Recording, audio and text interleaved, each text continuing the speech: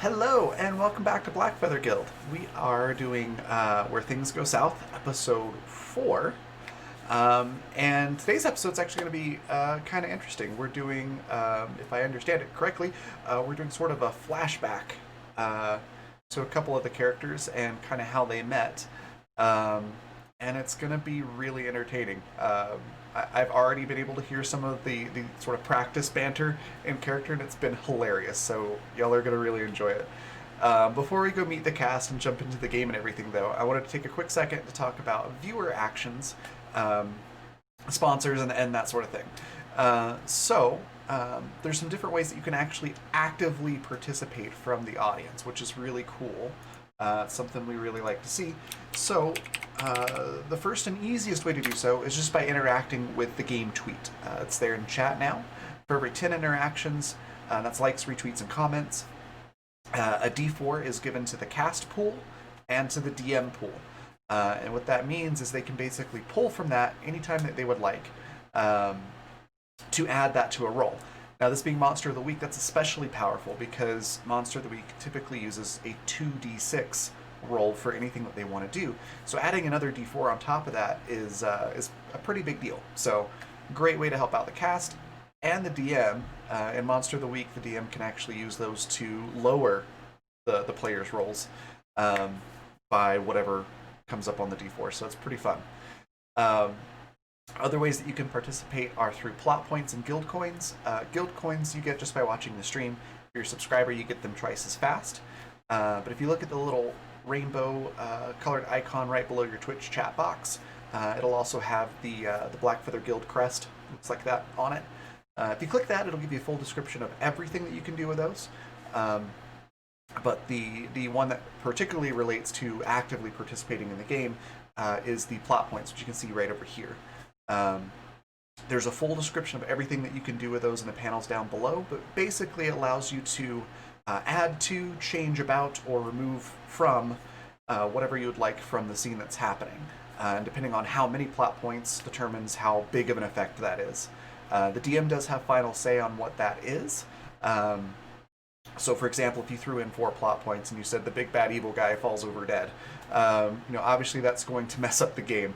It's going to break things. So, do keep that in mind. The DM may change it to make it fit the game a little bit better, but for the most part, we'll try to stick as close to whatever you'd like as possible. Aside from that, there's also donations.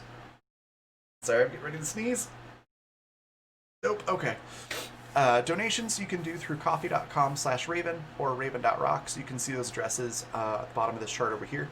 That's for direct donations, and those will go fill up that fancy little blue bar right up there. There's no blue in it yet, but as donations come in, that'll fill up with a blue color. And then subscriptions and bits through Twitch will be over here in this other corner. Those are different ways that you can donate, and all of those go towards things on this chart. So, for example, if you donated $10, you could add a complication, which is kind of like plot points on steroids. 1 to 3 sentences of whatever you want to throw into the scene or change or add or take away, anything that you want. 1 to 3 sentences will make it work. The DM does have final say on that as well, but we tend to give a lot more leeway with the complications. And then finally, Patreon. I'm just going to put that in the chat. Our Bard tier patrons and higher tiers get credits towards viewer actions every month that you can spend on this chart at any time. Another really cool thing about being a patron right now is that I've just finished up the playtest version of Fundamental RPG 2nd Edition. We've used the 1st edition on a lot of shows here on Blackfeather Guild. And the 2nd edition is obviously even better. So we're going to be doing a playtest tonight of that, and you can get a playtest version for your own games by being a Bard tier patron or higher right now. So pretty cool stuff. Great reasons to be a patron on there, and I think that's about it for how you can interact and all that stuff. I'm just going to give you a quick explanation of what all these things over here mean, and then we'll go say hi to the cast. So D4 and a D6 are pretty self-explanatory now.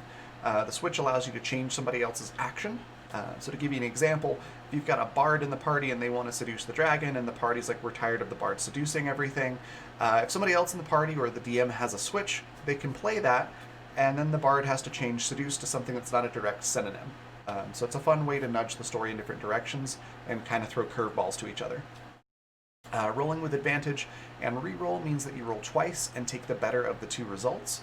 The difference there being an advantage you have to use before you make your roll, whereas a reroll you can use at any time. So rerolls are really great for fixing critical fails. A complication we already talked about, swap two players for 5 minutes means they will play each other's characters for 5 minutes, and that includes the DM. So you can make the DM play somebody's character and that player be the DM for 5 minutes. That's happened to me as DM, and it's a lot of fun.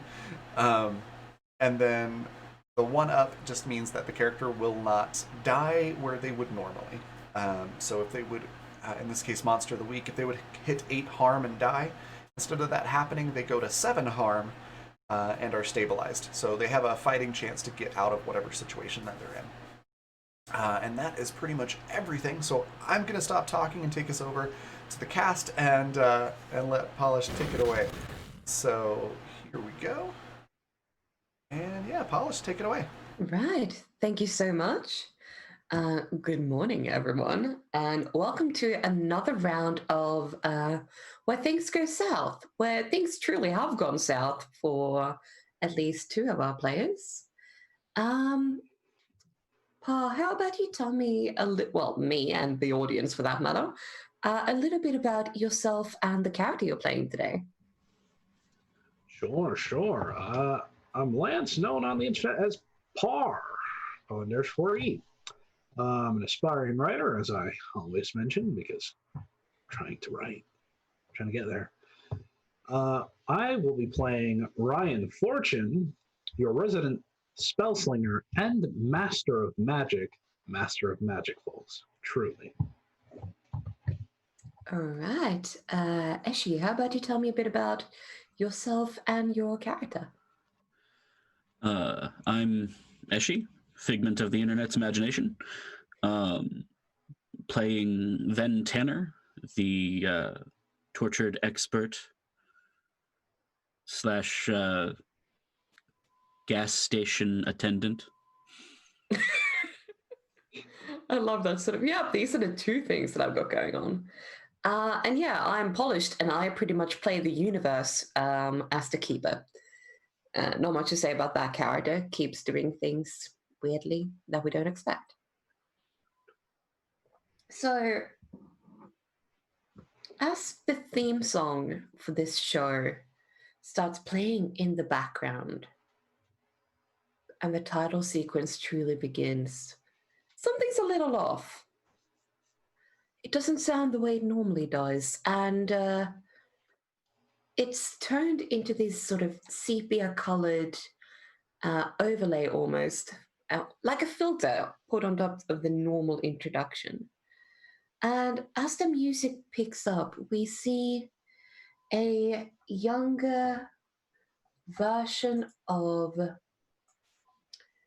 Ryan, first of all. Ryan, what's your younger self's action shot?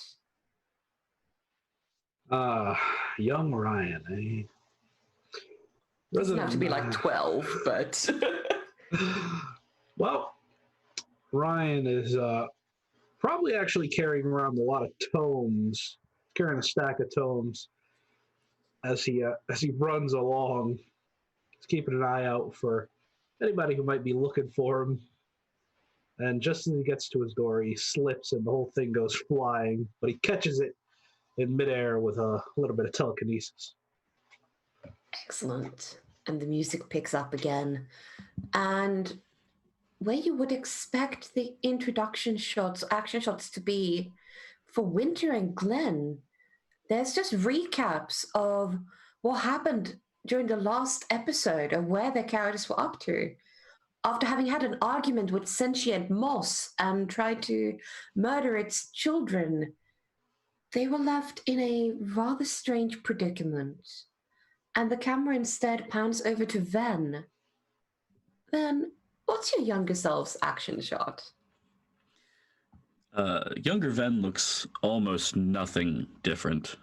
Same overalls, same scruffy hair. Probably the welding mask is a more prominent feature, more common. And the action shot is standing outside of the gas station with a blowtorch in one hand and a juju bag in the other, I love it. kind of waving the torch at the darkness. Fantastic. And the music picks up again as we come across the intro scene where all it says for this title card is just where things go south, revisiting the past. And we're brought into a scene as the camera pans down onto a forest near a lake with moss of various colors spreading rapidly. And inside a circle of wind and pesticide, we see both Ryan and Ven, and everything around them sort of pauses. Now, what are the two of you up to? Frantically searching for duct tape. I think Ryan's probably thinking through every crazy idea he's ever had for a solution to this issue. You can see it just sort of slightly outside of your wind tunnel. There's an owl that's landed on one of the branches. And you've normally seen it following Winter around. But Ryan, you remember the very first time you saw an owl like that. It was a time when the Wizarding Council were not happy with you. The very first time you truly gotten yourself in trouble. What had you done to draw their ire? Well, being a master of magic in the making back then, of course I had to take risks. Such strong rules and heavy guidelines. I mean, you have to color outside the lines sometimes, I would say. Unfortunately, summoning a demon just to see what would happen was not exactly the perfect thing to do, and I do regret that a little bit. It did get out of hand, but I did sort it out myself. Don't let them tell you otherwise.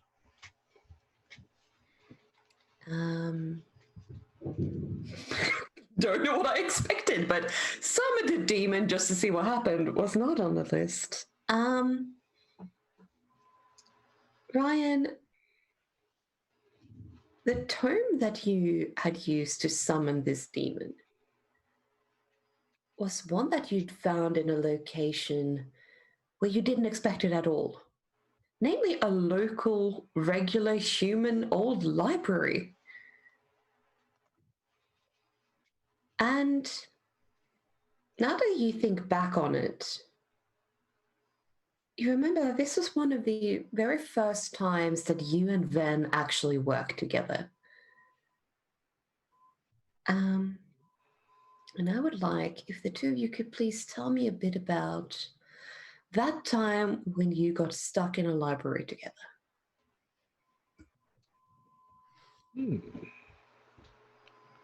Makes me a bit nostalgic. Let's see. Now, how did it start? Well, you came to the gas station. Everyone's always coming to the gas station. You were all in a huff. The Wizarding Council, the Wizarding Council. I mean, to be fair, they were pretty stiff-necked there. I needed to get away for a bit. Also, I'd make an actual getaway soon after this. And who can blame you? Bureaucrats. Truly. You know, I think my suits used to be quite nice back then. Properly clean, too. Don't know what I was thinking. What a waste of time. When you do that much magic, at a certain point, it is impossible to stay clean.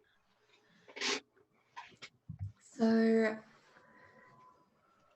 you met at the gas station, and I imagine both of you had heard rumors about this ancient tome. We know that it has the capacity to summon a demon.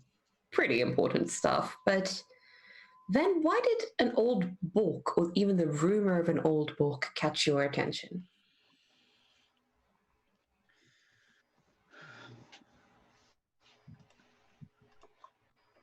There were rumors back in the cult days that such a tome existed and had great power inside of it.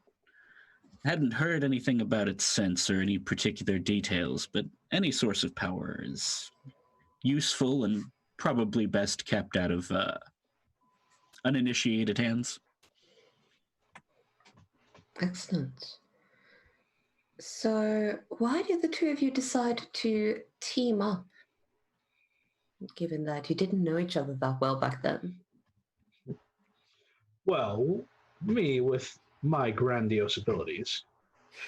Even back then, a tome of this power, when I read it, even I had to take a step back and realize that perhaps this was not a problem I could handle on my own.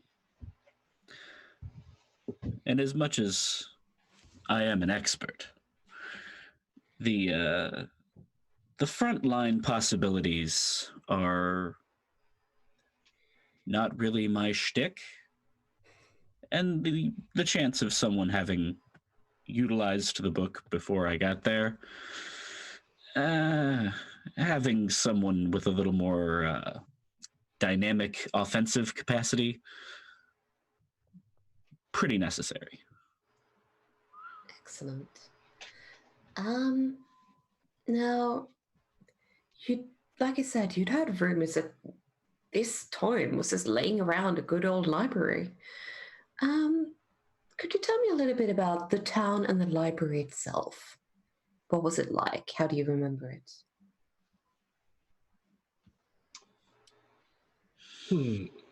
Wet.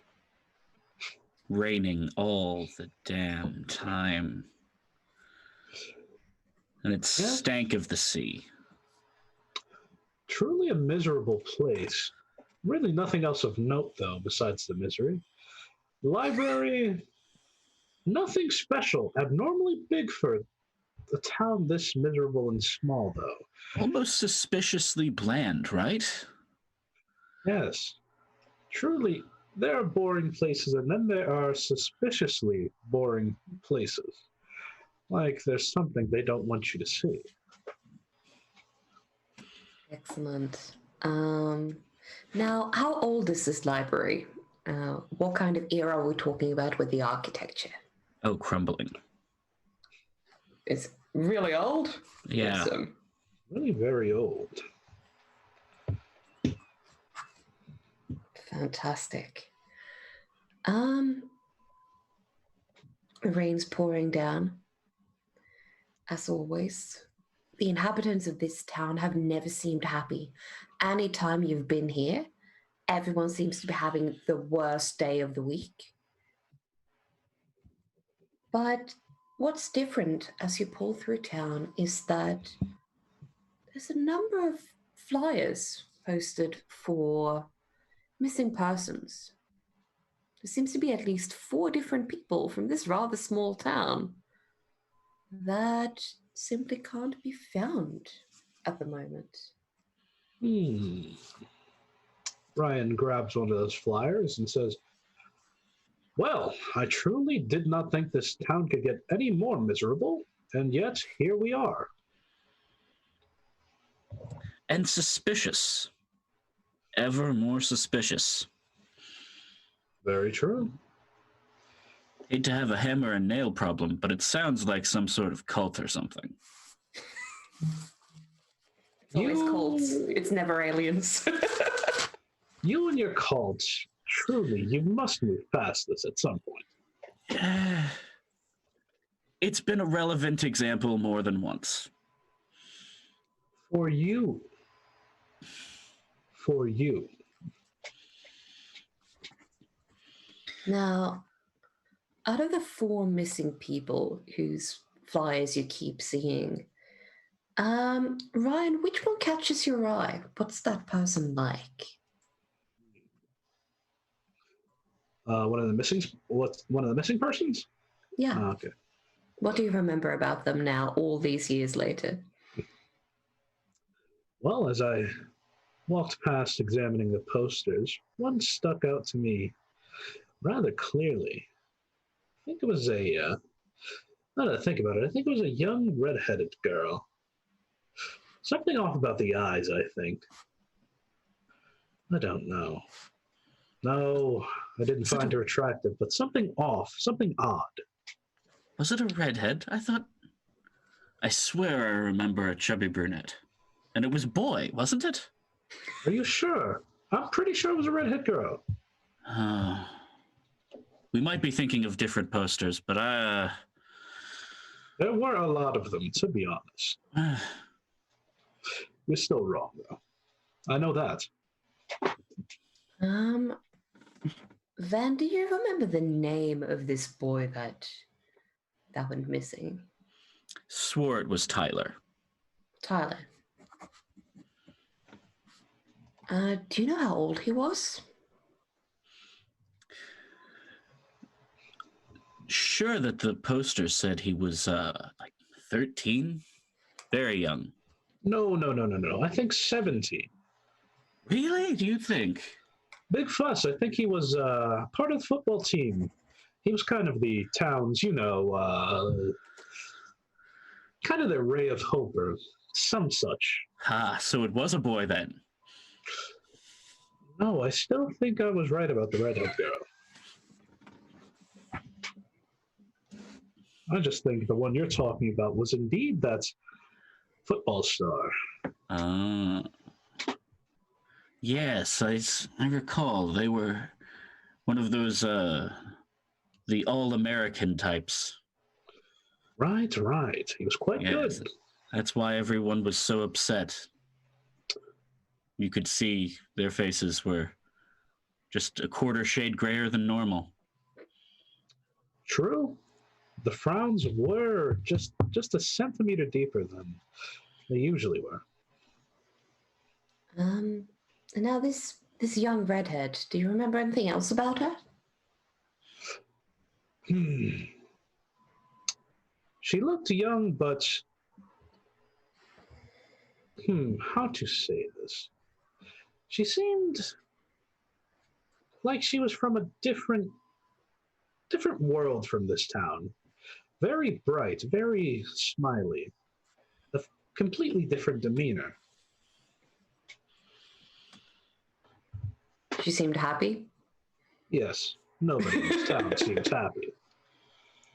Excellent. Maybe that's why she disappeared. Oh, could be. Difficult to remember now. Do you remember her name? Yes. I think it was something simple, something like a Nicole. Nicole. Maybe it was Brown. Might have been Brown. Nicole Brown?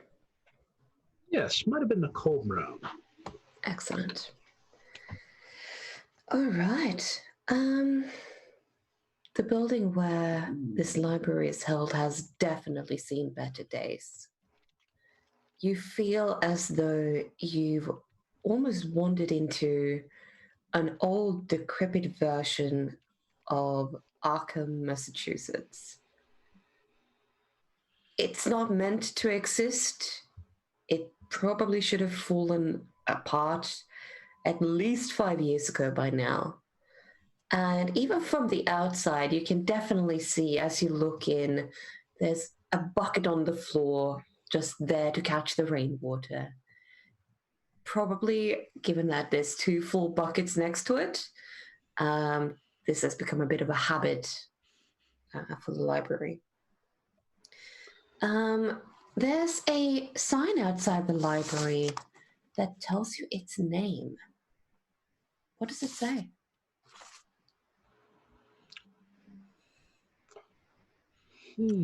Allcaster. Allcaster? I love it. Wasn't it after the founder of the town or something? Right. That old library. Allcaster. Allcaster. I think of it as a public library. More of an archive, in my recollection. All right. Yes. How are people awake enough to drive motorcycles past? It's not even 6 a.m. here. Just in case my microphone picked up on that. Life finds a way to be an asshole. I also remember a motorcycle. The librarian really did love them.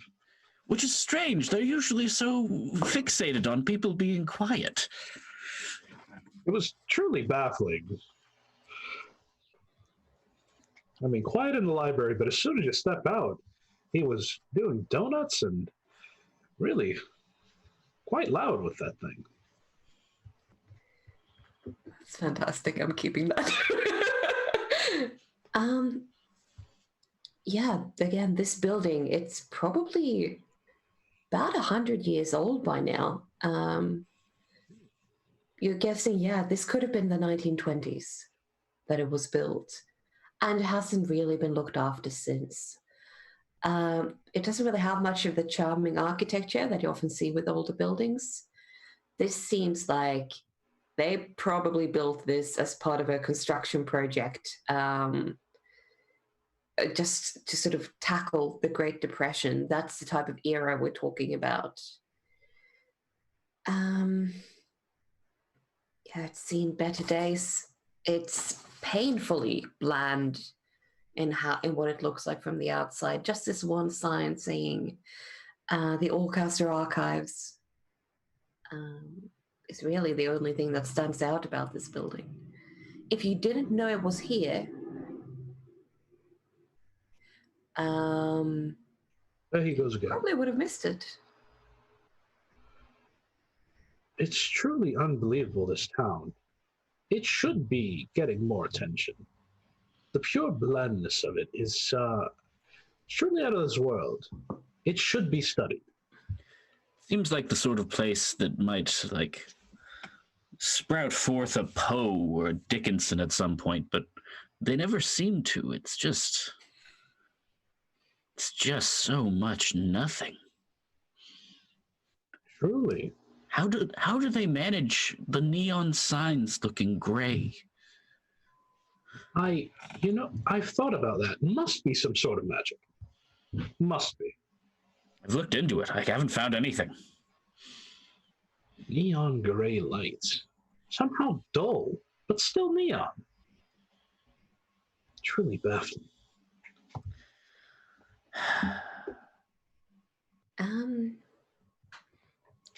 The library is open. There doesn't appear to be anyone inside except for the librarian, now that you look at it. You reckon library this size? 1 or 2 people work here, no more than that. If someone has chosen to hide an ancient tome here, they're probably relying on people never finding it, purely because the location is obscure, rather than hidden among, wall-to-wall bookshelves that go on for miles. what the two of you do. Hmm. Well, I suppose it's time to enter and investigate. It's got to be in there somewhere. Uh, then reaches into one of the various random packets or pockets in their overalls, and attempting to use the high level of preparedness that we've developed over the years. Uh, gonna look for like a dowsing crystal. Excellent. Use some light magic to try and find other magical things. Could you roll me your sharp for your preparedness, please?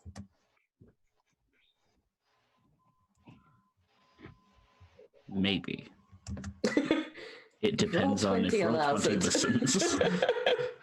Ooh, very sharp. Excellent. Ooh. Bleeding edge, in fact. I mean, this might be the very first time that, it's early in your hunter career still, but you feel like you've got this. You knew exactly what you need and you have it in your pocket. What is this dowsing crystal and how do you use it? It's a piece of clear jade, or not jade, amber, about an inch in diameter, with a small, unidentifiable insect trapped in it, and wrapped in silver chasing on a 6-inch long string. And when you use it, does it tell you the direction of a magical force, or is it more that you can sense if something is around? How do you use it? Going for charmed rules, pull out the thing and it just kind of pulls you in the direction like a... Ooh.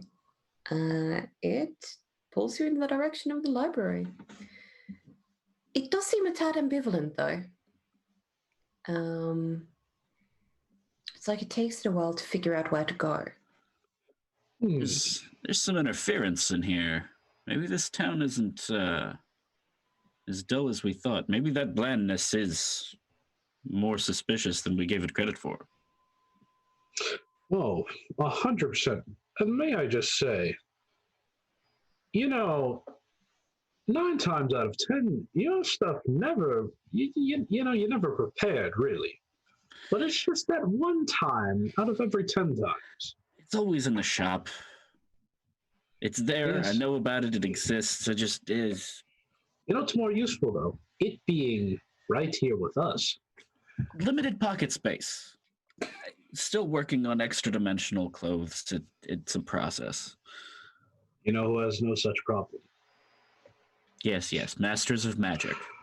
Me, a true master of magic. Isn't it amazing? Love the idea that Ryan has just in D&D terms learned his first few cantrips now, and he's convinced that he's nailed this whole magic part of life. Do the two of you head inside? Yes. Yes, I'm not sure that Crystal likes you very much. Keeps trying to get away, leaping towards other magical sources. Oof. That's what makes it useful. Its place. There's a while when it just sort of literally head straight toward Ryan. So it's like, hey, you told me to find magic, and I did. Well, the stone backs you up. You must be a master of something. Oh, yes. They usually say jack of all trades, master of none, but I am truly a master of all. Yes. When it comes to magic. Indeed. They truly broke the mold when they made you. Oh, you have no idea yet, my friend. I will do things that will blow your mind. So as you head inside, you It's exactly what you'd expect, almost painfully so. The floors are the wooden floors, but they're so old that you can almost see through them into the basement. Despite having walked into a building, you don't feel any warmer. It doesn't feel less dry. Like it doesn't feel less humid. It's just you're out of the rain, so that's something. But that warm feeling of curling up with a good book, not happening in this place. Literally, how? There's a reception desk. Doesn't seem to be anyone there. It just has a sort of sign going, "We're open. Please ring the bell if you need us." So it's a small library. It appears to be 2 floors at maximum, which is bigger than you'd expect for a town like this, but decidedly not impressive on any grander scale. Because you can see through the floorboards, you can also tell that there is a basement of some variety. But yeah, the area that you first walk into, a lot of children's books in not even on shelves, but almost like in crates. One step up from old milk crates, but so that kids can easily rummage through them. And yeah, the stairs are at the very back, and you can see the outside. It's just as cold and miserable and rainy as when you walked in. What do the two of you do? I'm following a rock. My pet rock has a goal. We are in motion. He really does like his rock. I hope you've kept this rock over the years. Oh yeah, it's favorite dowsing stone. It's got googly eyes by now. Yeah, your favorite pet rock is, again, it's acting kind of strangely. Instead of its usual pinpoint accuracy, you can almost feel it jumping in your hand, as if it's trying to go all directions at once and can't pick one. It's not intense, it's just more like indecision on a grander scale.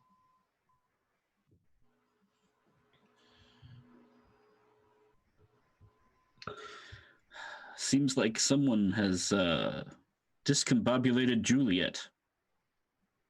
We'll have What? to. I put the stone back in the pocket. Tell me you did We'll not have to try name something your else. rock. You didn't name it. I refuse to believe it. What? You don't name your tools? No. I'm not insane. That's strange. You're a strange person. Okay, I'm the strange one here. Right. Well, perhaps I can work a little magic, as they say. I'm very good. All right, what are you trying to do? All right. There's never been such a sarcastic look as on Ben's face right now. Sure, totally, buddy. Yeah. I know what this tome looks like, right? You have a decent idea of. You haven't seen it before, but there's a certain generic ancient tome look that you could probably use to narrow it down, especially in a library like this. There's probably not a lot of them laying about. You've never seen the specific book, if that's your question. I'm wondering if I can use magic to communicate with the library. With the library itself? Yes, the effect would be communicate with something that you do not share a language with. Mm-hmm. Says something. All right. Roll to use magic, please. Come on. It's a partial success. So the effect you've already chosen is that you can communicate with the library that does not share a language with you. Which glitch comes into play?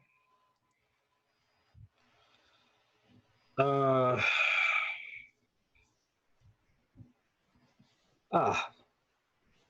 it has a problematic side effect. All right.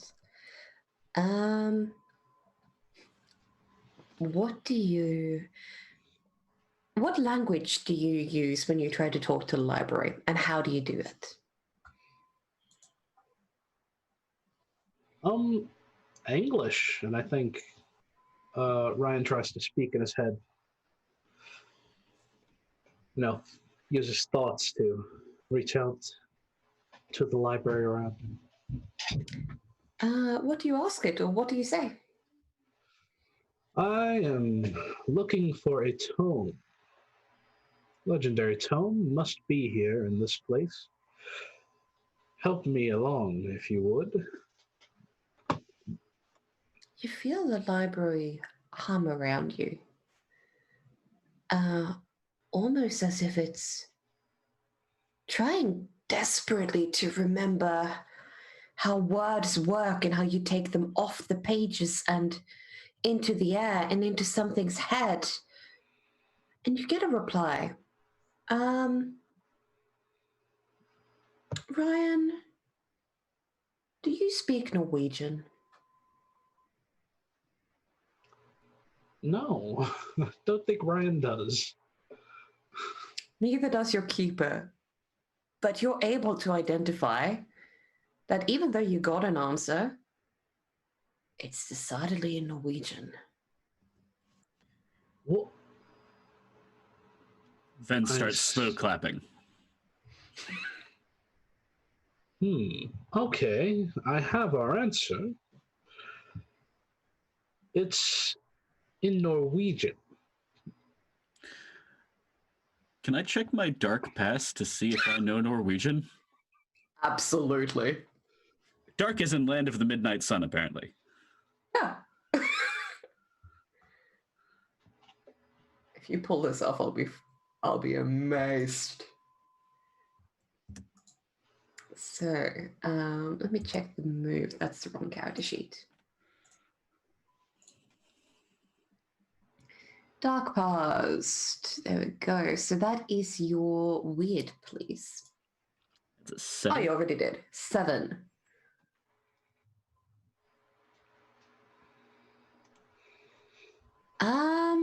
So you get to ask one question out of the list you have there. Do I know any black magic that will allow me to speak other languages? It's pretty standard magic. It gives you the capacity to do something that normal humans can't do, namely, understand all languages but for a very short period of time. You effectively know that you can use magic to turn into Google Translate. Can I cast that on somebody else? Yeah, go for it. I'm going to cast it on Ryan. Hopefully. Theoretically. Maybe. No. No, you did not. Not at all. Ryan, you get a feeling that if someone spoke to you in Farsi, you'd really understand. Also, Ishi, could you please mark down in brackets somewhere on your character sheet 1 point of experience? Because normally in Monster of the Week, when you fail a roll, you get to mark experience. Because this is a historical event, we're going to treat that slightly differently. So just mark it somewhere else for the moment, please. Ryan looks at Ven. I suppose this is where I returned that slow clap from earlier. Seems, yet again, my magic proves to be just a bit higher than yours. Wait. You did say Farsi, yes? No, I No. said Norwegian. Damn it. I'm always getting those two confused. How? Ryan, the library is quite excitedly talking to you still in Norwegian in the back of your mind. Why? Why has this happened to me? Why? Why indeed?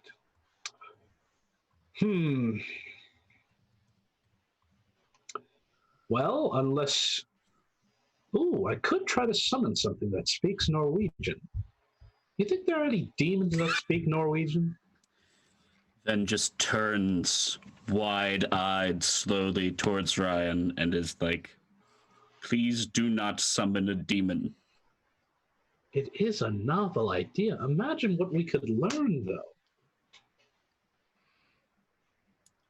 Well, ideally Norwegian, and it seems like there are easier ways to do that.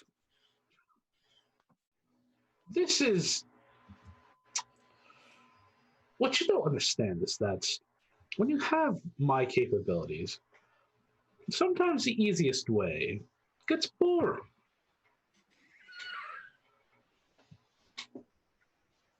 And nothing beats boredom like demons. Yes.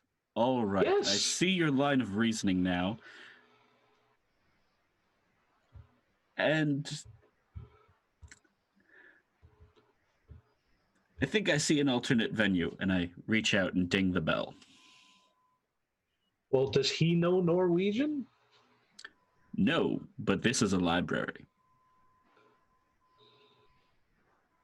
Well, I shudder to think how any of this will help, but all right. I'll shelve the demon idea. Casual Just for conversations now. to have in a library. Don't shelve it. Just back burner it for the moment. You never know when we'll need a demon. Very true. Very true.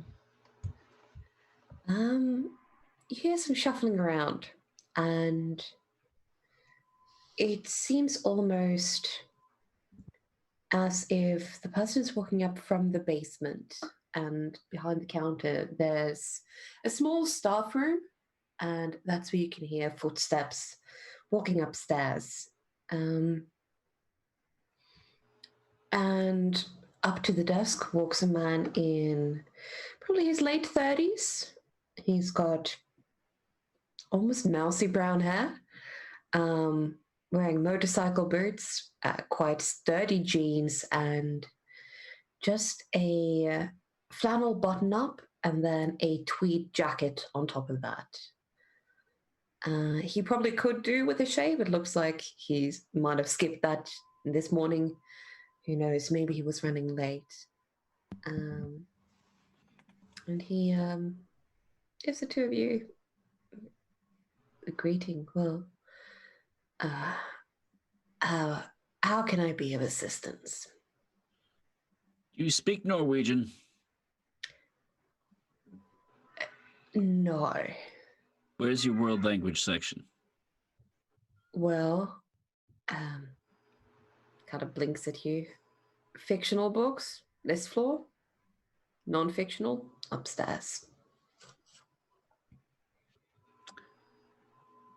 See, Brian, you're not the only master of your craft. Once again, deep sarcasm. I am truly in awe of you. Truly. Where do you keep your oldest books? I mean, when they're meant to be on a shelf. Then leans forward, kind of conspiratorially. I mean, we use What's the in the Dewey basement? Decimal System like everyone else. What's in the basement? A staff room, repairs, utilities.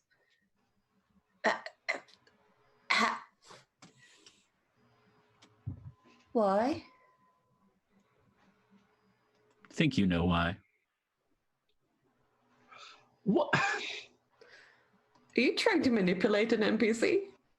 Sure. Or are you just being them?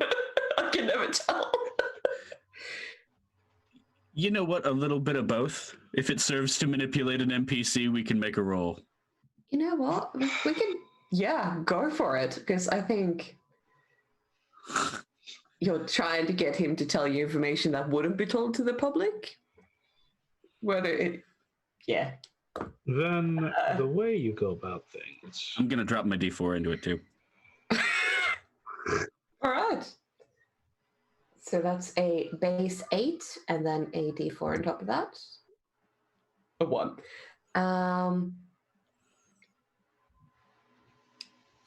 Ooh.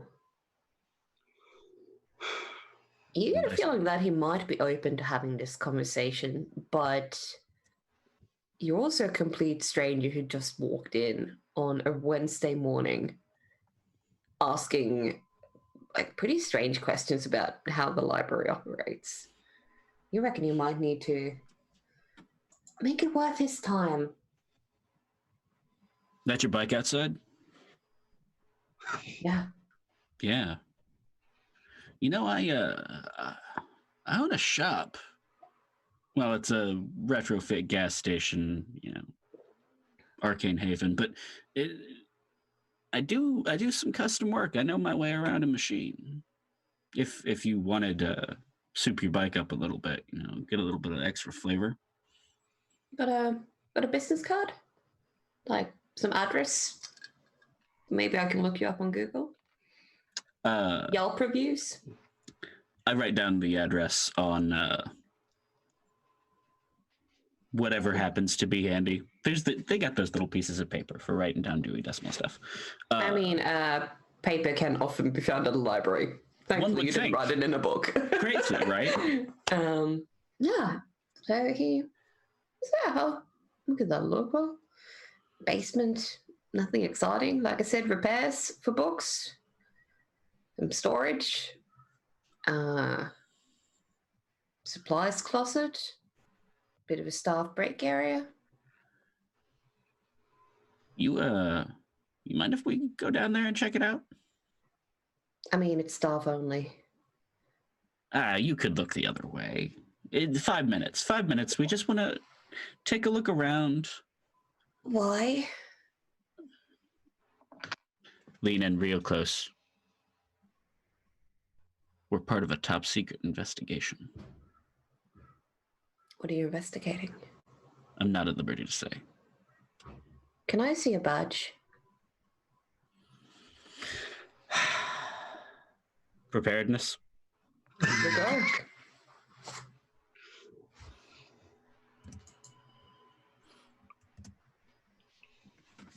I supply a badge. Unbelievable. What badge do you supply? We're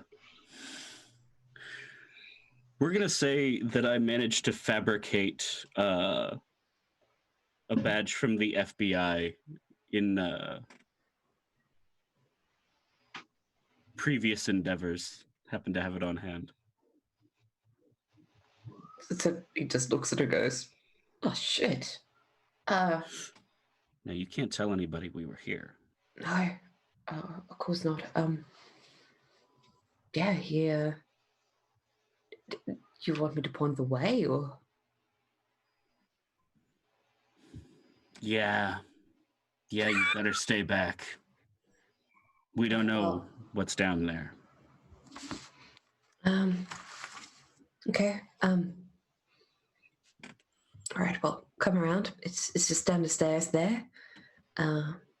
It's more of a hatch, really. This building's ancient.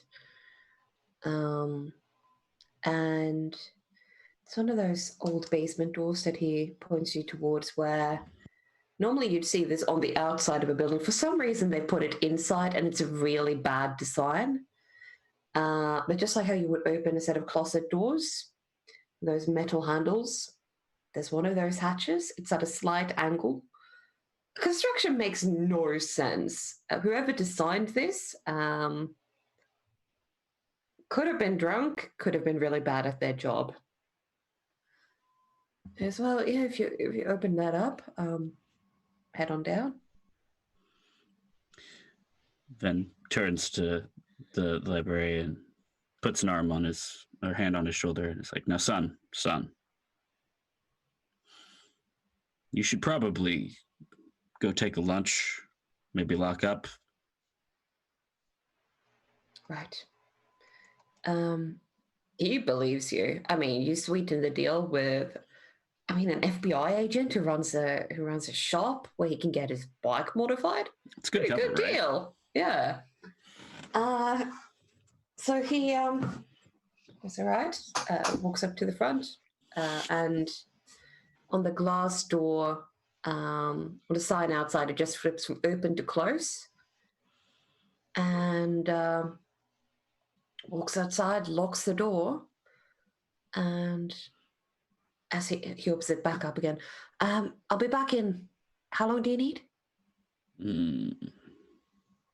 Give yourself a good hour and a half. You've earned it. Have a nice lunch. He locks the door, and you hear a motorcycle take off in the background.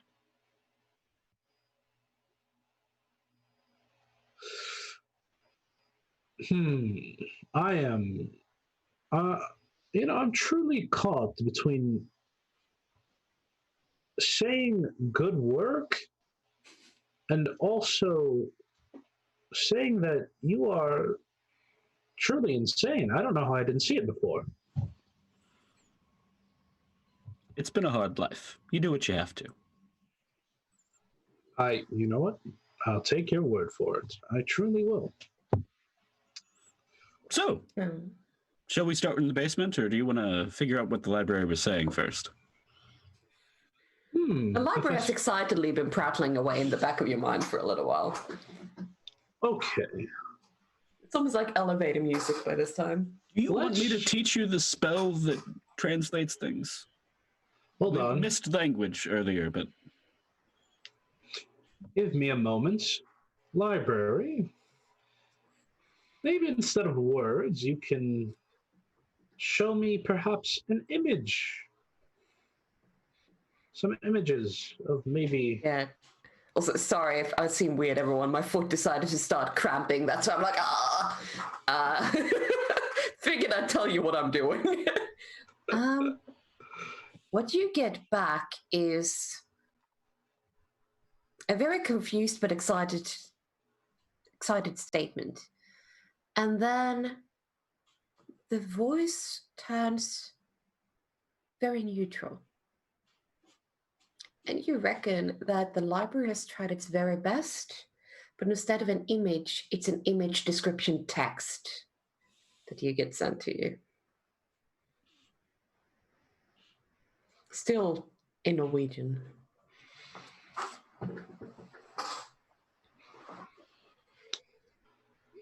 This feels like I should end this spell. I feel like this library probably not talked to anybody in a long time, but I'm very much feeling that it's perhaps time to end this spell. Get a very sad statement in Norwegian. It seems like this library will miss you. Don't worry, I'll just force the librarian to connect his mind with you, and then maybe he'll take better care of you. Maybe I can hire a demon as part of the staff. Ideas. Another time, though, another time.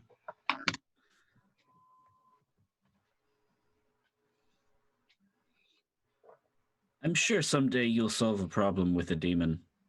I'm sure of it. I already have, and that problem's name is boredom. That's hard to argue with.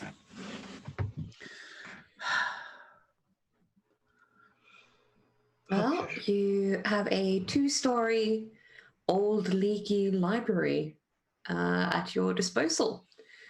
And the librarian is probably going to be back in 90 minutes or so. What do you do with this amusement park all at your disposal? All right. Well, you take the basement, I'll take reference. See if it's hiding in plain sight. You're the one who flashed a badge to go into this basement, and now I'm taking the basement? You're a master of magic. I'm just an old mechanic. I'm just truly confused. You went to pretty deep lengths to go in this basement. Are you perhaps scared? Uh, it's more like if there's going to be a problem, I don't want to be around when you summon a demon. Really, you're so dramatic, and a demon would be great protection. That's not always as true as you'd like it to be. It's true enough for me. I know plenty of great demons. Can't judge a book by its cover. And look what we're surrounded by. That's true. Sometimes they just eat your face, and then your soul, and then your face again. Really, you must be so dramatic. Fine, fine. No demons this run. No demons.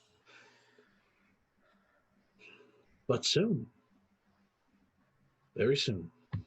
They're always on the horizon. Shall we go downstairs then? Sure. If you would like to go downstairs together, we can do that. Do you head downstairs? Okay. Yeah. Figured I'd double check.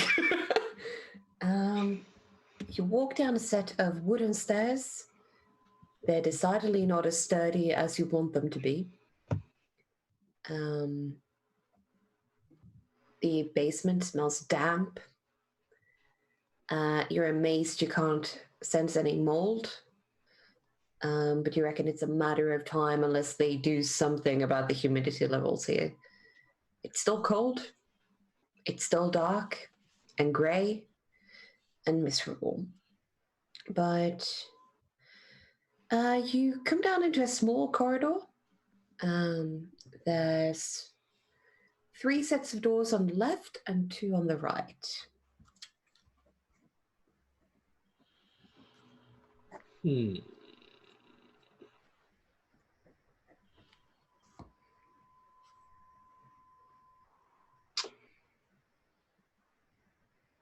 meeny, miny, mo. Catch a tiger by its toe. If he swallows, let him go. Then kicks in the first door on the left. Eeny, meeny, miny, mo. It's that one. Brian opens the door directly opposite of it. Didn't even know my order. So, Van, do you actually kick in the door or do you open it? Oh no, kicking it in. Okay, you have kicked in the door to a supply closet. There's cleaning equipment. This is an FBI raid now. Oh, yeah, absolutely. It's a small room. The door falling off of its hinges really blocks most of the view. But yeah, you can see a mop. You can see a broom. It doesn't even appear to have a vacuum. Some standard cleaning chemicals. Using a spare rag or something not to get any fingerprints anywhere, carefully kind of putting the door not really back on its hinges, just kind of leaning it up against the jamb. Oh my god. I'm sure no one's going to notice you with that. Why are you so reckless? On the right. Why do you summon demons? Because I can. We all alleviate boredom in different ways. You violate the laws of man and nature. I kick in doors. You destroy other people's properties. I welcome a change to the world. That occasionally destroys people's properties and souls and homes. You draw your own lines, is what I'm saying. You know what? You're right. I will give you that. I will give you that. So Next room down the hall, kick in the door. Okay, it seems to be almost like an office, but also where you have a lot of tools that would be used for like basic building maintenance. It seems to be some sort of staff room, where it's not formal enough to be a proper office. There's not enough for them to have separate. It's a bit of everything we kind of need is in this room type of room. Not a break room, but they call it the utilities room. It's their version of preparedness, if we put it that way. There's a bit of everything in here. Ryan, the room that you find on the right, opposite the cleaning storage room, seems to be dedicated to repairing books. There's a small section of books with obvious damage to them. Someone's drawn something rude on a cover. Classic, pages torn out on one of them and just shoved back in. There's about 5 of them in need of repairs, and maybe 10 or so that seem to have been done up already. There's some basic tools for book repairs. Nothing extraordinary. A few boxes. no respect for fine literature in this day and age. I don't understand it at all. Not at all. A book is a master's best friend. Although I guess if you're an expert, your best friend's a rat. You leave Antonio out of this. He's magnificent. You He keep is. saying that. You keep saying that. Yeah. Then you kick in yet another door. It's a basic storage space. It also seems to serve as a coat room. Not that there's any coats there, but you can see that you could definitely hang your winter clothes there before you headed to work. It's again a sort of, just like how the utilities room was we have all the things we need here. This is your room for all the things you don't need. So, some chairs that probably should be repaired. Some like old promotional materials that they'd use to highlight. It's Mystery Week, or check out local authors. Those types of Yeah. events. Have I seen any evidence of the librarian stuff? I mean, not really. There's a bit of utilities where you reckon, like, you did spot a few tools that probably could be used for emergency. My bike has stopped working. I need to do a quick fix. Specifically looking for like his coat or a backpack or something, but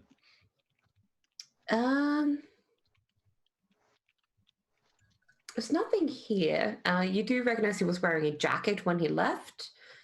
So chances are that if he had something in his pockets that, like keys, that kind of thing, that's probably where it would be. I love how we're developing canon for Antonio the Magnificent in the background. But yeah, there's one door left that hasn't been opened or kicked in. Do we tackle that one as well? Let us just open the door. We can do that. Let us just open the door. fine. Live your life in the oppression of knobs. The oppression of... Okay.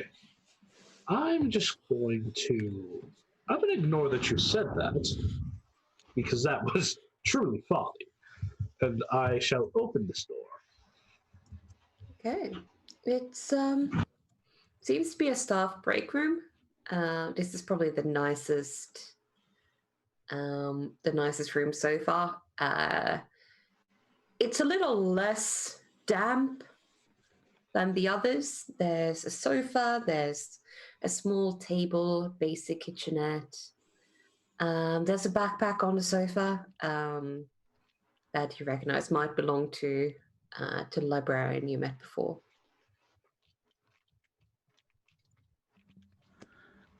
Ven is going to take the badge that they used earlier, Mhm. wipe their prints off of it, and put it in his bag for later. Okay. It's a standard black pack. No, standard black backpack. Gosh, that was hard. I was like, hang on, too many L's. And is there anything the two of you would like to do in this basement before we go on a quick break?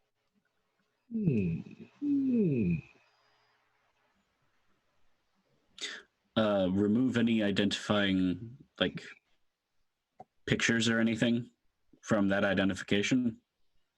And your fake badge. Yeah. So I'd say you probably had the badge itself, as opposed to the actual ID. Yeah. Of like, this is who I am. Yeah. So yeah, no problem at all. Cool. And then I would like to use magic to obscure my image and Ryan's image in the librarian's mind. Okay. So that they can't remember us. He's not. I'll say that's probably a whole lot easier to do when the librarian is around. Because you don't know where they are, like how far they've gone. And you can tell there's no like surveillance camera. So you can absolutely do that.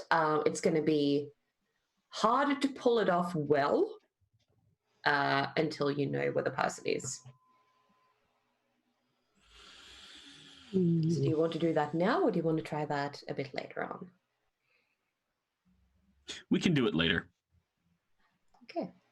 Got plans for that guy. He's gonna live a hard life. I can tell. I don't know what they are, but Okay, well, relax. Ryan, anything you want to do before we cut for a quick break? I'm trying to think of a way to pick out the magic, if there's any magic down here. Maybe any cloaking sort of spells that are hiding something. Are you trying to use magic to do that? Or Effects? I'll also let you investigate a mystery. It's up to you which one you want to do. Oof, my sharp is my sharp is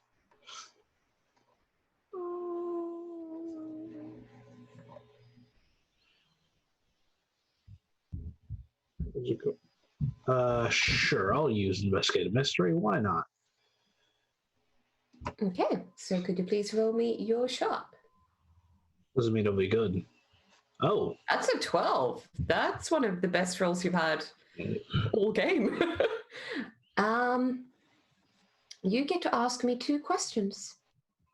Actually, you get to ask any one question. It doesn't have to be a listed one. oh. I mean, one of the listed ones kind of covers what I'm asking.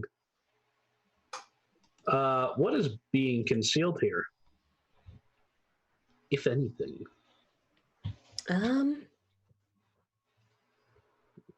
You reckon there's something on the top floor? You have a feeling you're not alone in this library despite having kicked out the librarian. And you're not really sure if we're talking creatures, if we're talking magical means of looking at people, or if we're talking regular persons. But you're not alone in here. Mm. And that is where we're going to cut to a quick break.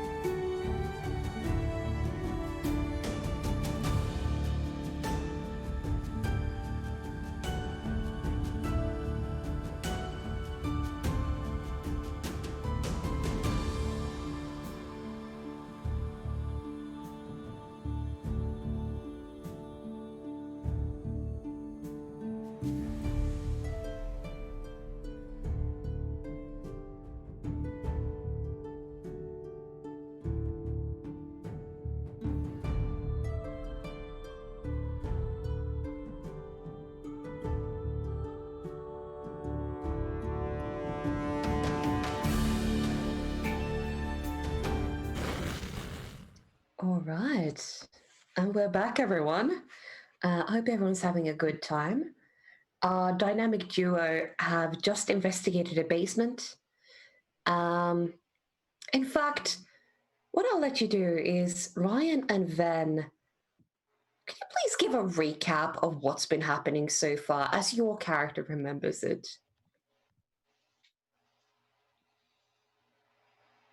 Oh, sorry, me first. Right. Well, it was quite a while ago, many years ago. Me and Ven happened upon a small town, the most boring town in America. And as I recall, not much of events happened. Ven was also very bland that day. I believe we were looking for children. We went to the library. I think an ancient tome was involved. Perhaps. I think right about where we were reminiscing is probably. I think we're in the basement. I don't know. I have many, many encounters and many thoughts in my head. Hmm. Ven, how do you remember the first half of this adventure the two of you went on? From your perspective, what's been happening? It was a small town under a pall, thick tension. The people broken and morose from the continual eldritch rains. We went to the library searching for children who'd been taken, and some nifty book that Ryan was going to give to wizards or something. And then, when we get inside, I decided that it was best to treat this operation as an insertion of government agents. Flashed a badge that I had from previous mission. And then, as the Mission Impossible theme song kicked in, we went down into the basement, started sweeping the area for anything interesting. Yeah, and they've just detected, or Ryan sensed while investigating this mystery that they might not be alone in this library, despite having sent the librarian out for a very long lunch at 10 in the morning. Ryan, you got the feeling that there might be about 4, 5, 6, that range of other beings inside this building.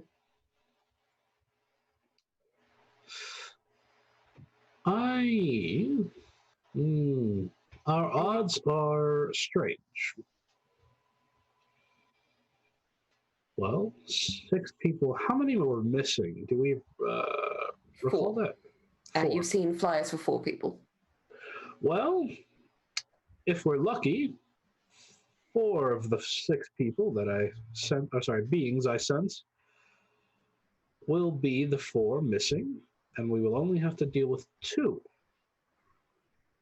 And if we're very lucky, the 4 missing haven't been compromised in some way by the horrible cult running this city.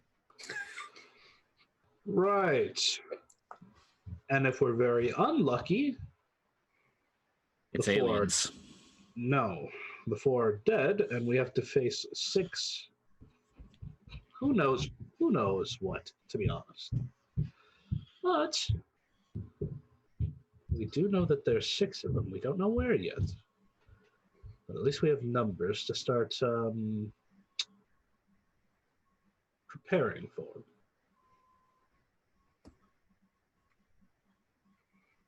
All right. What do you do? Back upstairs. Yes.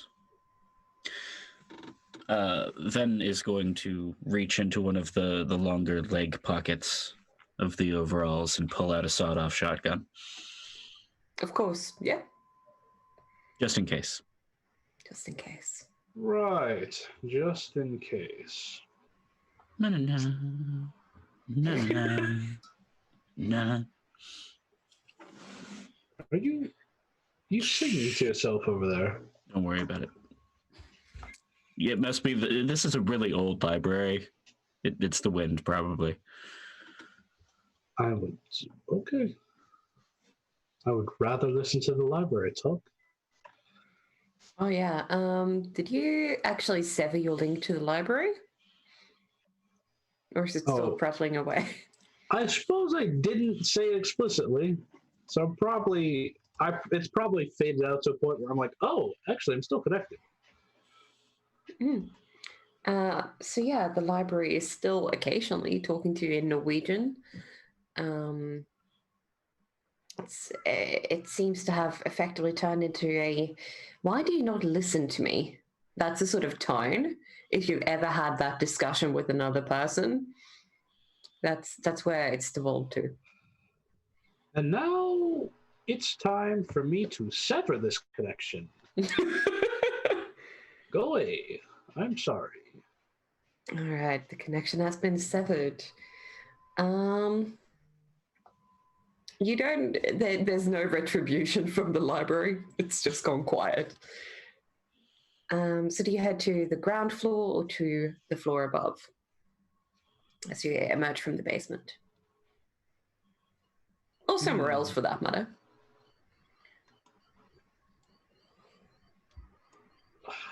Okay. So we know that it's not in the basement for sure, but we don't know on which one of these floors. How's about I take one, you take the other? Now who's cowardly? Who's afraid? Trying to split the party now that you know that there's a threat on deck?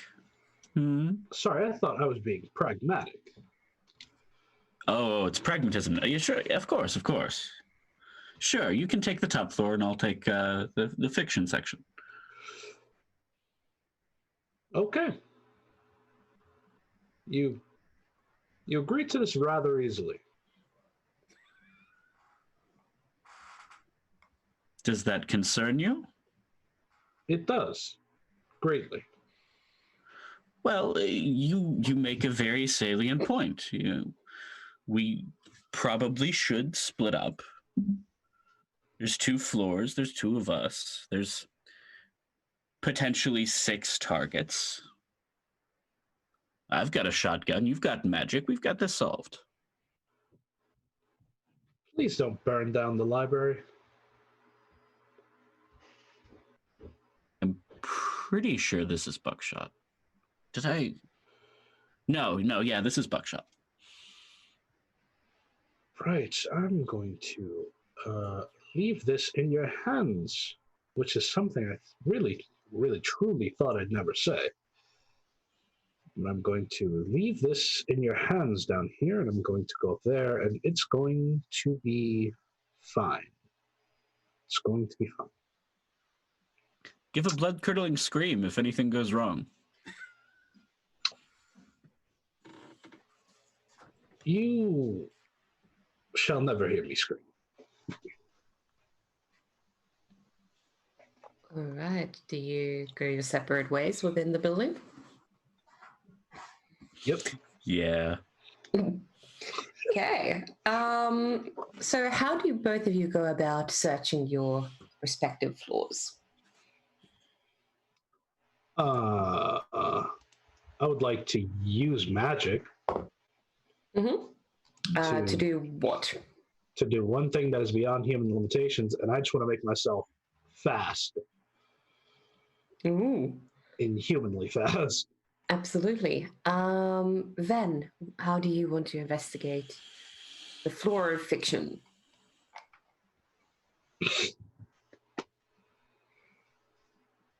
I'm genuinely torn. Between shooting it or going through books? Between the What funny would you thing, want? between the funny thing and the appropriate thing. It's up to you. How does Ven remember this event? No. Doing a full sweep. So NYPD Blue style. Just are you definitely straight out of TV. There is no genuine training, rhyme, or reason to it. I've got a shotgun, and there are stacks. What are you looking for, given your approach? First thing, checking for movement. Mm-hmm. And then, if there is no movement, taking a quick look around to see if there are any interesting-looking books that stand out. All right. And if there is movement, shooting it. Okay. We're going to start with Ven in this instance. Is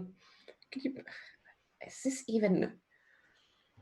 I'm going to loosely say that it sounds to me that you are investigating a mystery in your own very unique way, which is going to affect the information you get even on a successful roll. Understandably so. So could you please roll me your sharp? Mm-hmm. That's an 8. So you do get to ask one of those questions.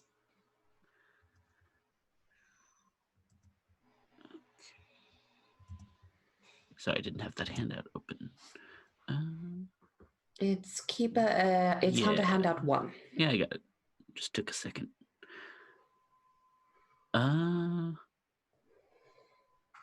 What is being concealed here? What are they hiding in these children's stories? I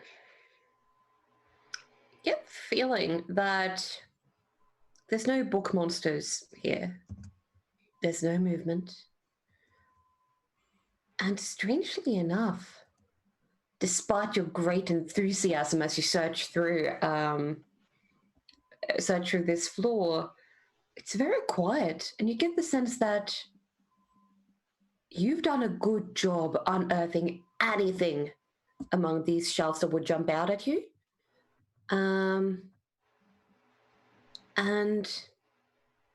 only thing they seem to be concealing on this particular floor is that there's decidedly water damage in one of the back corners, where a leak from the constant rain has gone unchecked for too long, and they've just tried to cover it up instead of fixing it. There's not even buckets there. So, as exciting as your method was, it doesn't yield you a whole lot of results. And kicks the carpet dejectedly and heads upstairs. All right. Ryan, you wanted to increase your speed through magical means. Let's start there. Could you please roll me to use your magic? And then we'll determine how your investigation with the active magic goes.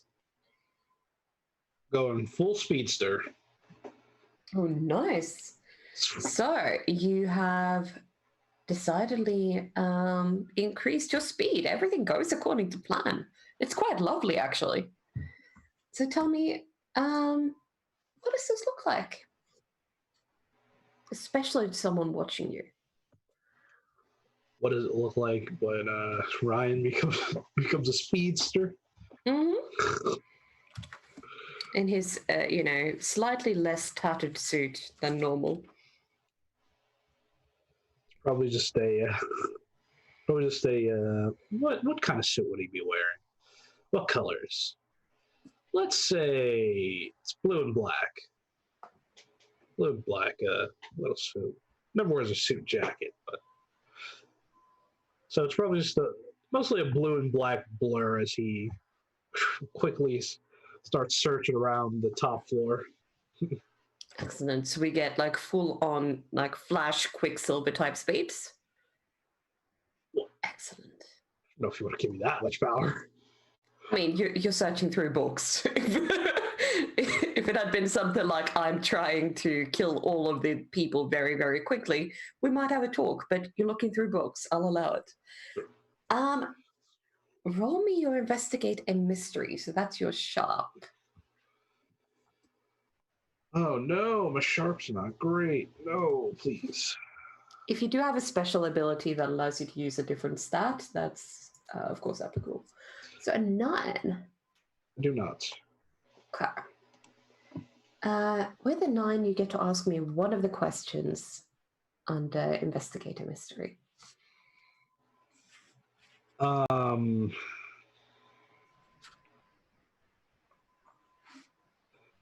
I ask about the book? What's this? Are you looking for the book? Are you looking for the life signs that you felt? Are you looking for a bit of both? Well, decision time, huh? Life signs, the book. Life signs, the book. I guess look for the life signs. If I have to. If I must, what sort of creature is it? Okay. Tell us what kind of creature it is.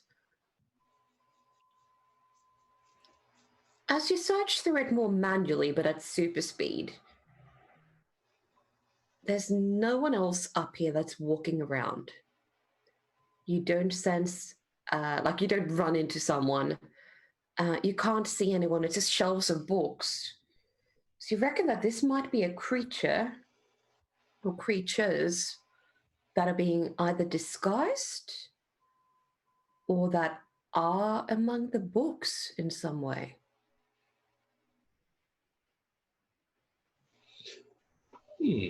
Interesting. Yeah, if you were just looking around, you wouldn't see another living being up here. There might be the odd spider in the corner, but nothing that draws your attention.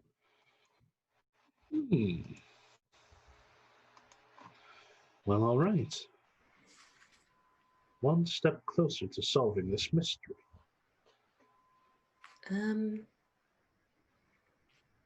So I think this is about the time when Ven comes up the stairs. It takes them a while longer because you've been operating at super speed while they've been living out their very own action movie downstairs. So, yeah, what do you do? Ah, Ven, you finally made it. I'm done. So, from my own deliberations while you were doing whatever you were doing, it seems that these creatures may be involved with the actual books here somehow. I think it would be fun if they were trapped inside books. That's just me. I think that could be very fun.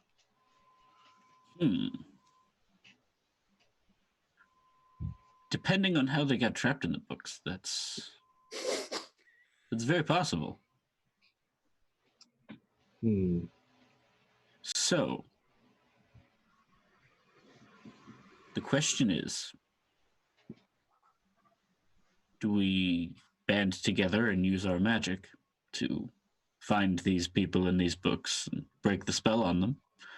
Or do we burn this horrid library to the ground and hope that that breaks the spell?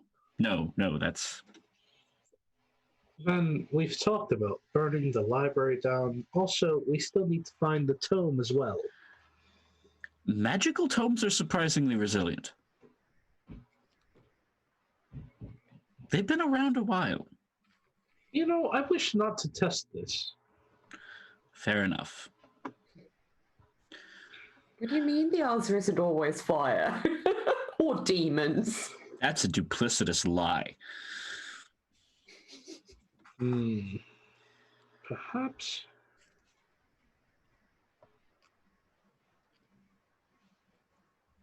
How to track them down, though? Well, I didn't see any hair of the book downstairs. You say you didn't see it up here anywhere. No, and I went through pretty much every book I could find. So there's probably some kind of secret door. You do get the feeling that this is the floor that these life signs are on. This is definitely it, though. There's a secret door here somewhere. Sure. Do you know a spell for secret doors?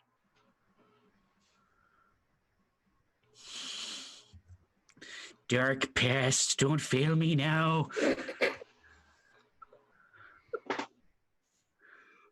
All right, so you're using your dark past? Yes.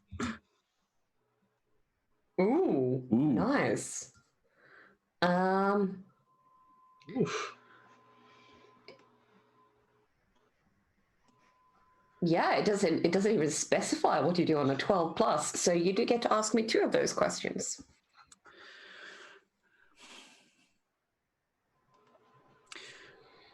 What black magic do I know that could help here? Of course. Always. I mean, you reckon a full-on location spell, maybe even the stone that you brought with you, might be able to point you in the right direction. Little higher proximity now. Yeah, and also, if you do go down the full-on magic route as opposed to the stone route, you might be able to search for the tome itself. It's going to be easier to search for that item as opposed to life signs that you can just sort of feel around you through magic. And the second question, do I know anyone that might be behind this? You get the feeling that this is a defense mechanism or a warding spell that's gone wrong. So you think whatever was happening here, there's not meant to be life signs around. You're not sure who put down the original spell, but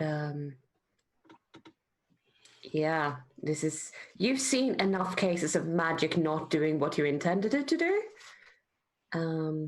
This is probably one of those instances. Seems like someone pegged the defenses on something in this library. Possibly that book. Something went very wrong here.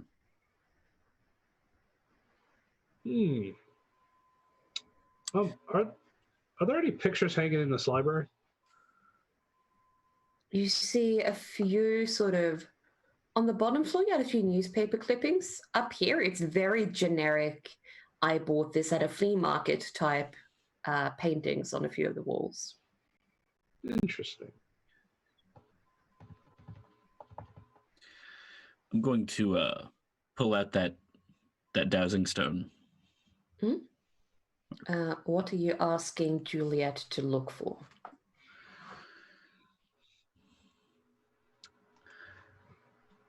There's And in a fact, magic... how do you ask her? Because I need to know. Kind of holding the stone to my lips. There's a magic book in this library. Find it for me. And then just an investment of will and letting it go. Juliet is doing her very best. She twitches around for a while, sort of trying to triangulate where the item is. And she points you towards the back left corner, where there is indeed a painting on the wall that is so bland that you barely noticed it was there. You've probably seen this exact picture in every waiting room you've been in your entire life. It's a very generic, almost like abstract art, just like a few different shades of a very soothing blue and beige. It could be someone trying to, if you gave him the benefit of the doubt when you looked at this, it could almost be a shore and then an ocean or a sky, but that would be flattering it. It's the most unoffensive or inoffensive piece of art you've ever seen. Juliet says the book is in the picture, possibly behind the picture. Sorry, I love that interpretation. It's like it's in the picture or behind it. We deal with a lot of magic. That's... I can't wait to leave this place.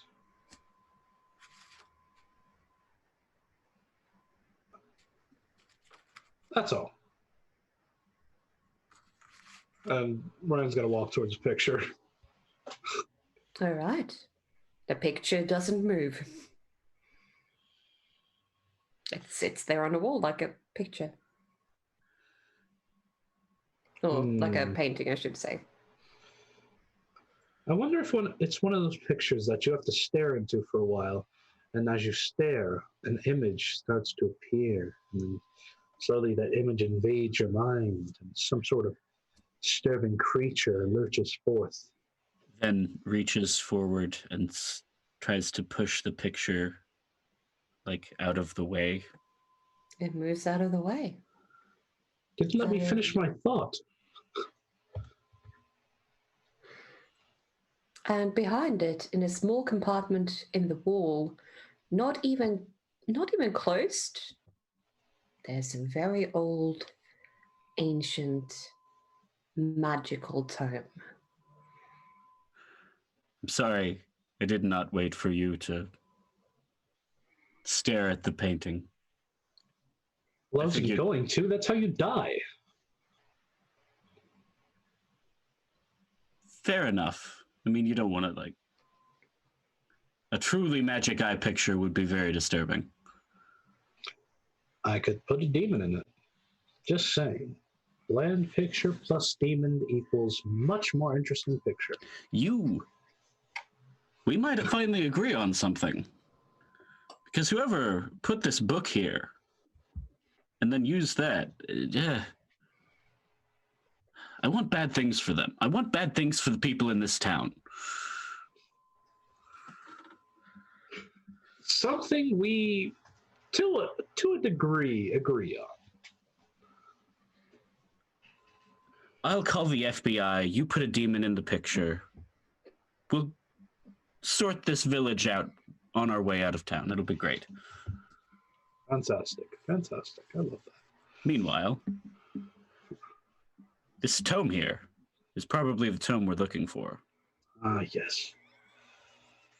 Finally, the council shall be off my back. It's probably got some defenses on it. That's very likely the defenses that went haywire. So that's...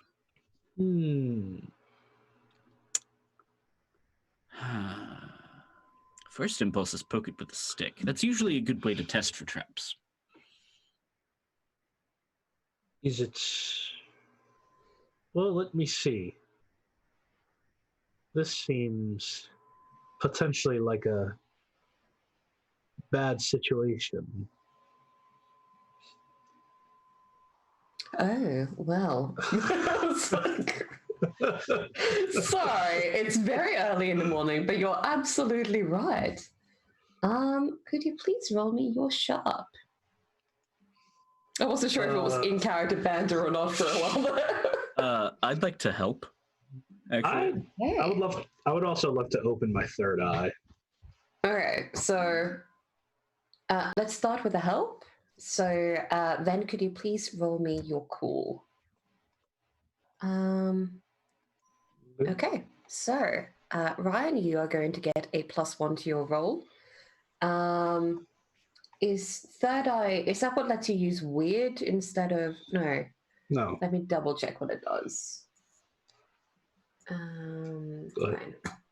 Third eye. Where's your third eye?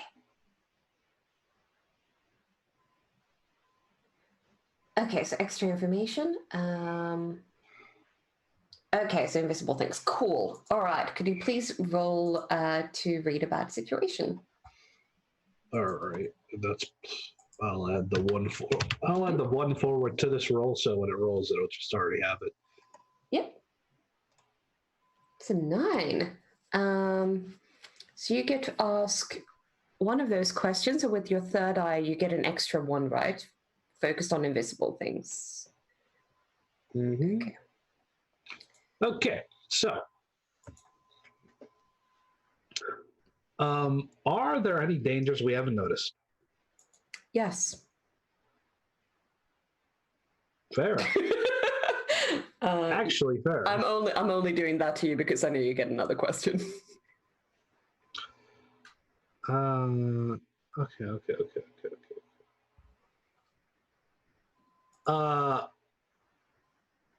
What's the biggest threat? You reckon you're on the right track. Something is probably going to activate. Some magic is going to kick in, or you're going to get attention drawn to yourself if you touch that book. You can it's definitely touch activated. There's a reason there's no actual cover. Like it's not a safe or anything like that. It's literally a hole in the wall with a book in it. Well, it seems it's time to gamble. I don't suppose they taught you telekinesis when you were mastering magic. I am a master.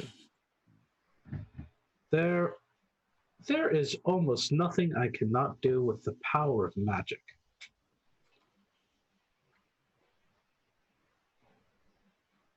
That being said, sure, I'll give it a shot. Why not? All right. What are you trying to do? Okay, so I know that for sure if I touch this thing, something's going to happen. Yes. In which case, I'd like to not directly touch it. Yet. Can I... So I don't know if this is a curse or anything, but one of the effects is banish a spirit or curse from the person, object, or place it inhabits. Mm-hmm. So if there's a curse on this book, I would like to try to banish it from the book. Okay. Try to break the ward. Basically. Are you breaking the ward, banishing a curse? What exactly are you doing? Because this is important. I'll try to banish the curse. Okay. Could you please roll to use your magic? Come on. Ooh, nice. Your spell goes off. And it definitely worked. And you can hear almost like toppling of books. There's a massive avalanche of sounds coming from close to where the stairs are. And you can hear someone go, ah! I told you, I'm just that good. Impressive. Well Just done. that good. An entire shelf. It's as if the books were spat out of it, and there's a massive pile of them, and something is moving underneath it. I'm going to go help. Shotgun's still ready. I'm going to grab this book. Are you touching it? Then I'm going to grab it now. Are you sure you broke the defenses? You know, sometimes those things have multiple layers, especially if they're just going to hide it behind a picture. Then Here, give me a shot. Go ahead, be my guest. And I will try to break a ward. Okay. Could you please roll to use your magic? Ooh, that is a fantastic result. Break some shit. Holy shit, God. that's a 14 on 2d6. So, wow. Your spell goes off, and something is distinctly different about the book. And as you break the ward, you get a feeling that something worked a lot better than you thought it would. Because you can hear 5 more bursts of books dropping off the shelves, and some muted as people, or whatever they might be, hit the ground. The book, while it's still a magical tome, you are confident there's no warding on that thing. You can probably grab it now. Okay, then. After all this time, you still doubted me. Truly unbelievable. And Ryan picks up the book.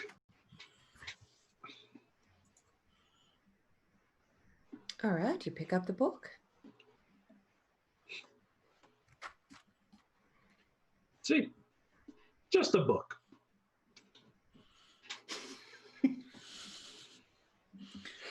There's 6 piles of books on the floor up here now, by the way. All big enough to...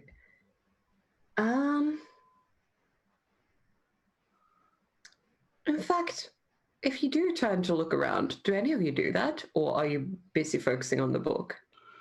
No, grabbed it and then turned around to see what else has happened.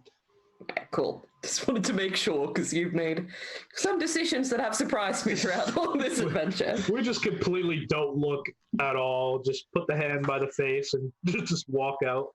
Sometimes the empty library just, drops a couple of shelves. It just happens. I'm like, do you look at the sound? No. Okay, you teleport out fine. But yeah, you can definitely see that although 2 of them are completely buried under books, there's 4 people unconscious on the floor.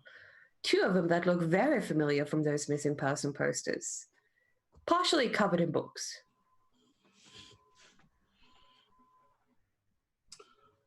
Oh, hey, we solved that too. It's nice when things come together like that, and I walk over to one of the nearest pile and kind of kick at it. Do you kick at the book pile or the person? The book pile, not kicking the person directly just yet. You kick a book or a pile of books. Kind of trying to wake up the person in the books. You get a feeling looking at them that they'll probably be out for a while. Then leave these poor people alone. I'm sure they've been through some stuff. Okay. So we should go downstairs and call the FBI. And then we should find that librarian and fog his memory of the last week or so. Are you sure you want to call the FBI? Well, someone should let them know that someone's impersonating a FBI investigator in this town. That's literally you. That was your doing. What are you talking about? That young man on the bike, he was a nefarious sort. Oh boy.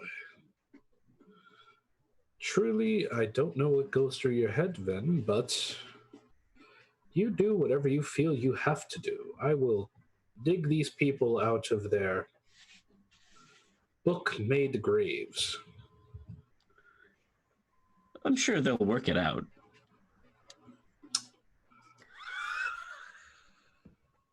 Then must you be so caught? Just help me out. I start digging through books. You're so sensitive. You're such a soft heart, Ryan. No, I'm just a decent person. That's all that is. Yeah, you two are more than welcome to start digging through books. Are you putting them back on the shelves or just sort of doing the whole like, oh, your face is clear, you'll be fine? We don't have that much time. Yeah, make sure people can breathe. Listen. All right. Yeah, there's 6 people there. 2 of them you distinctly do recognize. Everyone seems to be a town local. You might even, if you've been here before, you might even have seen them around. The 2 people who weren't on the missing persons posters, they're just really old.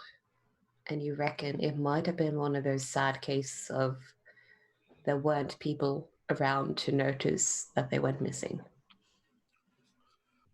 Well, Maybe clear the books away from the old people a little bit more so they don't like wake up with a broken hip or something. wow, then it's crazy. This one looks just like you. Oh. Yeah. Yeah, some people have a hard life. Too much sun on that one. This could literally be you. I'm not joking. Okay, so as you have successfully obtained the arcane tome, I'm going to ask each of you, as you're reminiscing about this past adventure, how does each character remember the cleanup process and the aftermath of this mission? Because I have a feeling it's going to be different versions. Well, before I turn this tome over to anyone else, I for sure speed read it. At least 3 times. Ryan, this book has just taught you that if you use it, you can summon a demon. Well, I think we know how history repeats itself here. The cleanup gets a bit of an extension as Ryan goes to work. But of course, as he did handle it himself, he put that demon right where he promised. Suddenly, a very interesting picture for this library. Does it change the painting when you put a demon in it, or does it look the same? Oh, I think it looks the same to most people. So you look a bit closer, and then you can't stop looking. And then there's a fucking demon. Are you? Yeah. What kind of demon are you putting there? What does it do? I think it's a kind of demon that isn't very powerful, but it has to trick you. Okay. So. Can it move out of the painting? Can it move out of the painting? Not strong enough for that. But if you give it the chance, it'll pull you in. Ooh. Nice. Of course, Ryan doesn't know that. I mean, After all, demon's a demon. You just summoned a demon. What happens after that is just nature taking its course. Like, Oh, it's really just so weak. I feel bad for it. That's why I put it in the painting. See, now it has a lovely little land to be in. Some ambiance to enjoy. Love it. I get the feeling of, when kids find a caterpillar or something and they put it in a box to take care of it, even though the caterpillar was doing just fine until they found it. That's the sort of feeling I get from Ryan putting a demon in a painting, going, "But I found a home for it." Picture looks so much better. This will be fine. Okay, then feel how good. do you remember this cleanup operation going? Well, after Ryan proved himself, like that was a good run. Some good solid magic done right there. Might as well help with the book cleanup, and yeah. Some old people. What are you gonna do? Leave them alone. Their time's almost done anyway. And then about a week later, there was a really really severe uproar in the town, as turned out that the librarian that had been working here all these years was secretly some kind of weird serial kidnapper. Lost his mind on some drugs or something and wrecked up the library. What did Trent ever do to you? He was there. That's all needs be. Our hunters, ladies and gentlemen. He was there. I'm not here to save people. I'm here to kill monsters. Jesus. I think Ryan sticks around with the cleanup long enough to make sure these two kids are all right. Nicole and other boy. Tyler. I'll be honest, I really didn't read his poster. No. I mean, who cares about some stupid kids in this beat up town? All right, relax. Everyone's so sad. Well, she's not.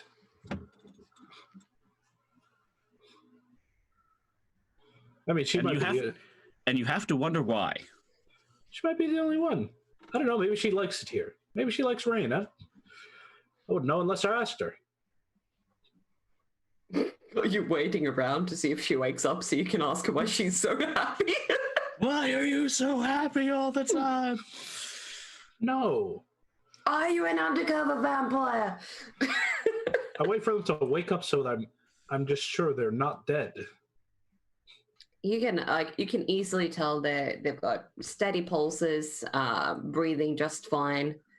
They may have a few bruises from when shit ton of books fell on them, but no one appears to have any injuries. You know what Ryan does? Actually, it was a different time for Ryan. Ryan leaves them a business card that says, "Saved by Ryan Fortune. You are fortunate to meet me." And then his number at the bottom. Contact for all your magic needs. I love it. I love it, especially if you add, by the way, I banish demons at the end. I have a feeling you might need magical aid in the near future. Also available at www.banishedbyryan.com. Perfect. So, this is actually where we're going to end today's episode. Because you wonderful people managed to dodge every single encounter that could have happened. And I am so proud of both of you. I am so sad I didn't get to play my favorite minions. Who knows? Maybe you'll encounter them some other day. I had a lot of fun. This was a weird one, but I loved it. So yeah, what I'm hoping to hear from both of you is, what was your favorite part? Where can we find you next? And is there anything else you would like to share? Wow, my favorite part has to be making the librarian into a serial kidnapper. So, Caught me so off guard.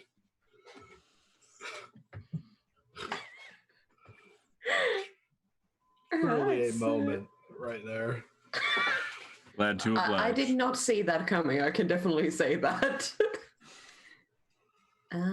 Yeah. So, is there anything? Where can we find you next, Pa? And is there anything else you'd like to share? You can find, well, hopefully, I don't know. You'll probably find me Monday at 3 MDT. No, sorry. 1 MDT. One That's the one. MDT. For Fleshmaker's Folly, most likely. You could also find me at my Twitch, but the name is so long. I just won't mention it here. I could shout out my content, but no, too much of a bother. I'm seriously considering changing the name. All right.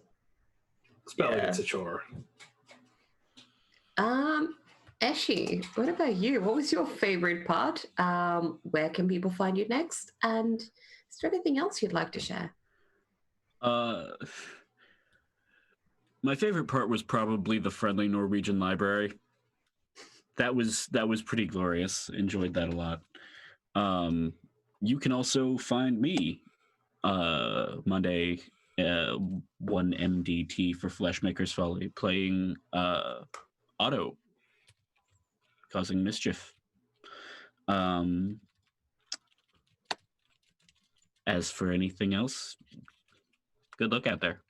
Stay strong, folks. Yeah, in terms of my favorite part, just the dynamics between these two, actually getting to see you two fully launch into this banter at every opportunity. That was a true treat for me. I'm a GM who loves it when my player characters get, have a bit of chemistry, and especially if there's a bit of a twist to it. Next, you can find me in about 4 hours on my own channel, where we'll be playing a one-shot of a system called Victoria as part of our charity efforts in raising funds for the Bell Project. You can also find me here tomorrow, not as a keeper or GM, but playing in Stars Without Numbers for the early slot. So yeah, that's pretty much it for me. Anything else either of you would like to mention?